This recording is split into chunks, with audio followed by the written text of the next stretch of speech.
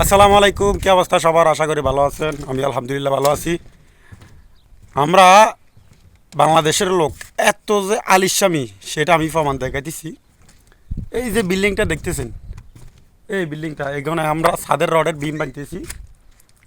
এই বিমটা আমরা 2 দিন, মাত্র আমরা 5 জন লোকে 6 জন লোকে 6 জন লোকে 2 দিন কাজ করছি। 2 দিন বিম বানছি। দেখেন পুরা বিম শেষ শেষ দেখেন। 6 জন লোকে 2 দিন বিমের কাজ করছি। 6 জন লোকে পুরো বিম আমরা শেষ করে ফেলছি দেখেন। অথচ বাংলাদেশে হইলে এই বিমটা বাঁধতে আপনার সর্বোচ্চ কমসে কম সর্বনিম্ন যদি ইউমিয়া মানুষের যদি সময় না লাগে কমসে কম 5 দিন যাইতো। অথচ বিদেশের মাটিতে প্রবাসে দেখেন এই বিমটা আমরা 2 দিনে শেষ করে ফেলছি। অথচ এখানে রড দেখলে আপনারা পাগল হয়ে যাবেন। এই যে দেখেন, টপে 3টা, নিচে 3টা। তো আমরা এই যে 2 দিনে এই কাজগুলো করছি। 2 দিনে এই যে কাজগুলো করছি, অথচ বাংলাদেশে করলে অনেক টাকা বেতন, অনেক টাকা বেতন বলতে এই দেশে করছি 6 জন লোকে 2 দিনে শেষ।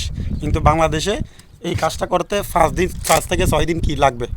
ঠিক আছে। তো আমার কথা হচ্ছে এই দেশে আমরা এত স্পিডে কাজ করতে পারি। প্রবাসে প্রবাসে আমরা এত স্পিডে কাজ করতে পারি, কিন্তু আমরা দেশে কি কাজ করতে পারি না। দেশে আমাদের কাজ করতে ভালো লাগে না। এই দেশে আমাদের একদিন কাজ না থাকলে আমাদের অনেক খারাপ লাগে, অনেক ধরনের মনে অশান্তি লাগে।